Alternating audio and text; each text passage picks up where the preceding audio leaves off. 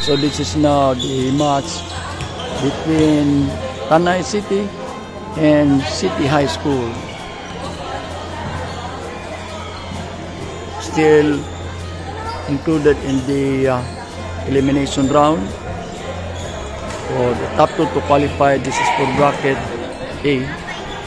So once again, this is the for a side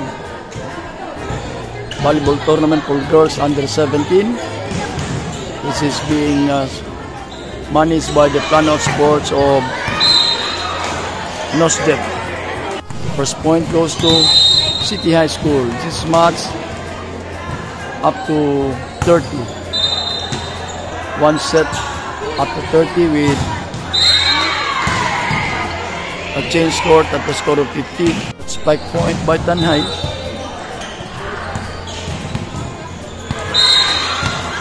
Point for City High. It's 2 serving 1. And a serve for City High. Once again, there is no coaches for this game. Only the players are going to manage themselves. Another ace by City High.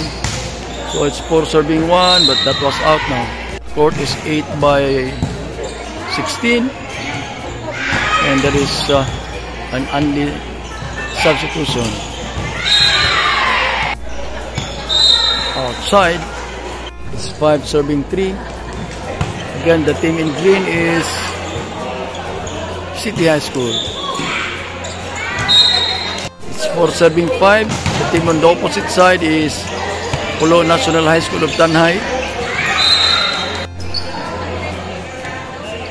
So difficult to take a better video kasi nga daming dumadaan sa harapan natin. Good block by Kabandit. 7 serving 5. Oh, ganun.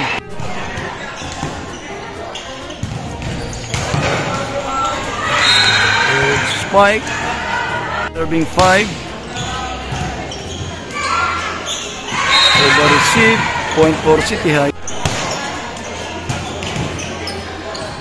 Binigay sa open.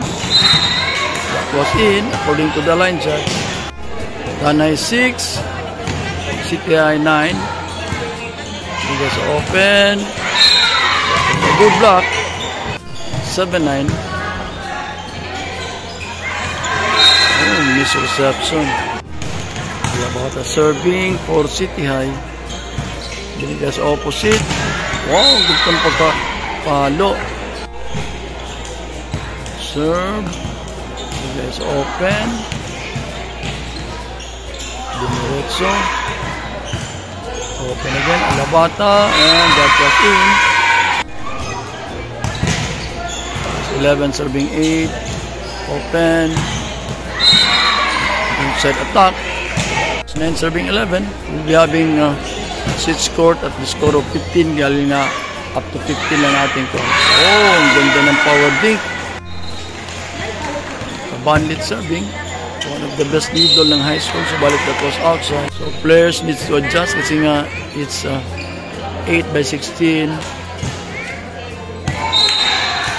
measurement natin court. Again, that was outside. 13 serving 10.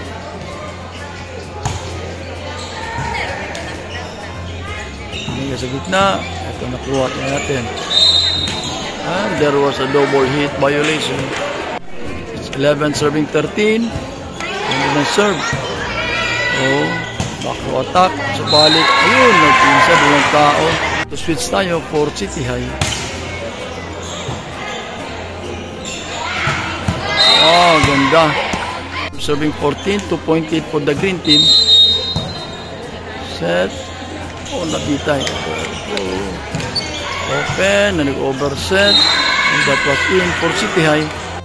It's 15 serving 12. Tapos na tayo mag-switch court. Binigas open. There was a net violation for the blue team, that is Team Tanay.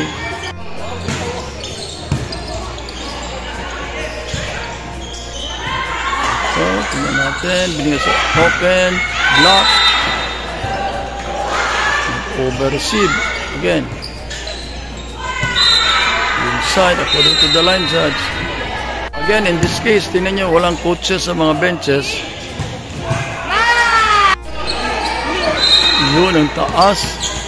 Ang layo. Kailangan talaga ng adjustments, no?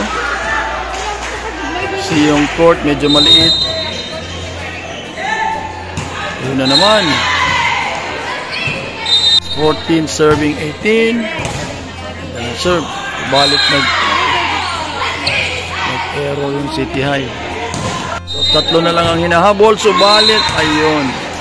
Malik sa 4 yung lamang ng City High. So, tingnan natin kung makakahabol ba. Ang ganda. Tapos in.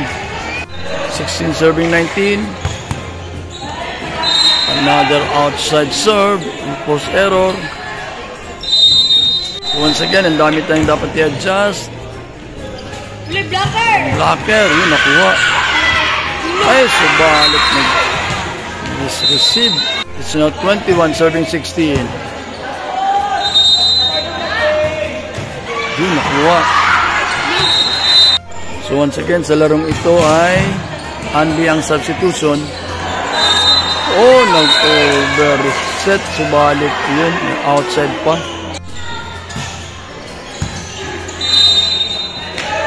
Open. Hiniya lang. Ayun. Okay, I hope the score is right. 19 serving 21.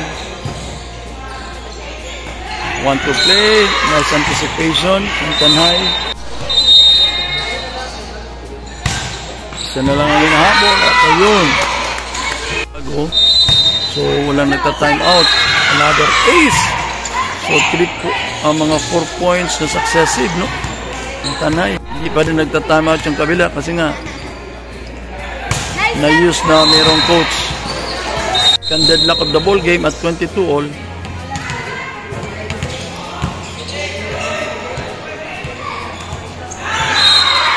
Na tayo.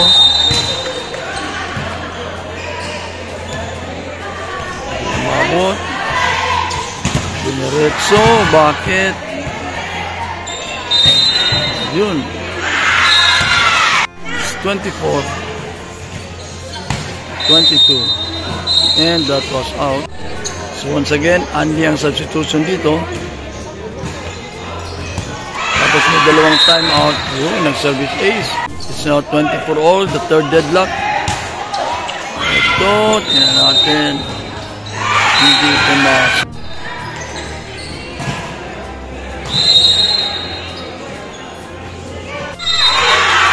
Another service ace. You can see sila-sila lang. Because that is what is in the guideline. Yan, sila lang. 27, serving 24, 3-point lead ng green team, which is City High. Dahil sa dalawang service aces. Okay. Good. Dalawang puntos na lang at natatapos na ang ating laro. 28 serving 24. Dineretso, nag-want to play. Match point for City High. 25-29. But that was out on the end of the match.